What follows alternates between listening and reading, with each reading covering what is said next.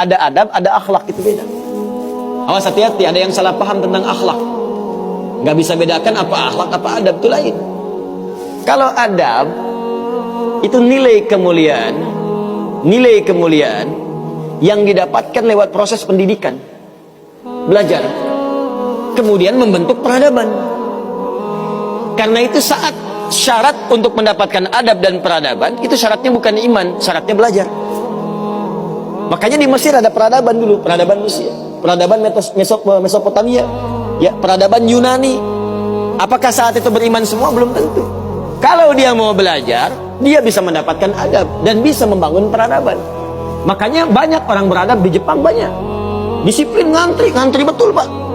Jadi kalau benar-benar antum masuk ke tempat gak ngantri, ketahuan antum gak beradab. Bahkan untuk naik eskalator pun dibagi. Kanan untuk yang buru-buru, kiri untuk yang stay tinggal. Gak bisa antum ngobrol kanan kiri itu. Di sebagian eskalator dipersempit cuma satu aja jaraknya, satu orang aja.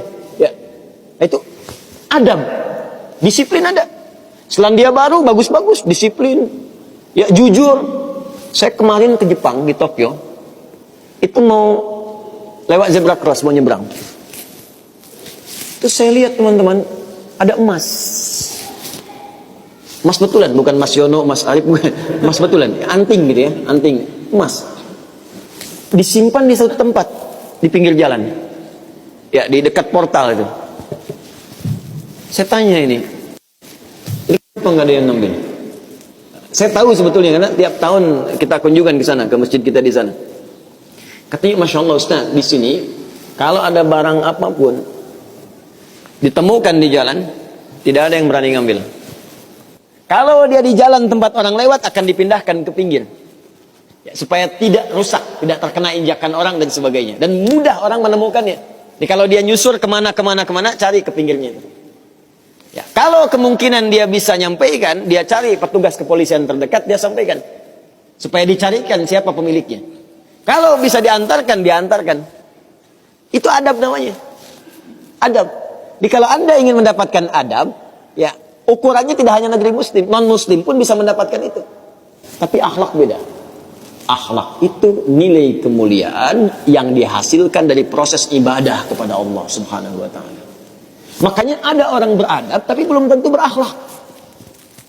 Nilai kemuliaan yang dihasilkan dari ibadah, dan itu fitrah kehidupan. Makanya kehidupan kita saat diciptakan, ya, prosesnya disebut khalaq. Iqra bismi rabbikal ladzi khalaq, proses penciptaannya. Yang menciptakan disebut khaliq. Quran surah tadi Quran surah 96 ayat 1, sekarang Quran surah 15 ayat 28. Wa idz qala rabbuka lil malaikati inni khaliqum basyara. Di proses penciptaannya disebut khalaq, penciptanya disebut khaliq. Makanya Allah disebut sang khaliq. Kita makhluk. Bentuknya bisa jin, ya, bisa manusia, bisa hewan. Makanya saat disebutkan jin dan manusia menggunakan khalaq. Wa ma khalaqtul jinna wal insa illa liya'budun. Karakter itu, ya, karakter kemanusiaan kita, fitrah kita hidup. Kalau ingin mulia, maka diharuskan ibadah, liya'budun, ibadah. Supaya apa? Mendapatkan akhlak. Akhlak senapas dengan khuluq. Kalau sudah terkumpul pada diri kita, berubah jadi khuluq. Itu yang disebut surat Al-Qalam ketika memuji Nabi SAW. Wa innaka la'ala khuluqin azim. Bagaimana Nabi mendapatkan khuluq? Ibadah, dengan meningkatkan takwa kepada Allah Subhanahu wa ta'ala. Makanya diminta kita sholat, diminta kita puasa, baca Al-Quran supaya punya akhlak. Apa diantara akhlak itu nilai kemuliaannya? Maaf, bukan sekedar disiplin, bukan sekedar jujur, lebih tinggi daripada itu. Bagaimana meninggalkan semua yang tidak baik, khamar tidak baik, zina tidak baik. Hati-hati, zina nggak bagus, khamar tak bagus. Siapapun di muka bumi, mohon maaf, sekalipun pelakunya pasti akan menolak zina. Ya, pezina dengan pezina menikah, yang satu selingkuh dengan yang lain, pasti dia akan katakan kamu selingkuh, padahal dia zina juga. Silakan cek, mabuk sama khamar, makanya dalam Islam khamar dilarang. Karena itu ketika Anda sholat, tujuannya apa? Membentuk akhlak. Apa diantaranya? Quran surah ke-29 ayat 45. Utlu ma uhya ilaika minal kitab wa aqimis shalah innas sholata tanha anil fahsya'i wal munkar. Fahsya itu perilaku buruk dari syahwat.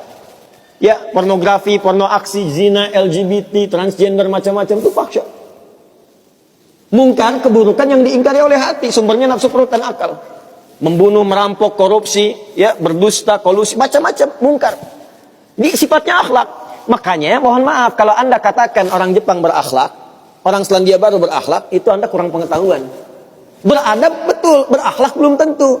Karena di sana disiplin, tapi mabuk jalan terus. Zina biasa. Itu bukan akhlak, namanya itu adab. Itu adab. Jadi kita mesti bedakan mana adab, mana akhlak, itu berbeda. Ya, karena itu orang ibadah, kalau benar ibadahnya pasti berakhlak. Jelas? Kalau orang belajar mungkin beradab, tapi belum tentu dia berakhlak.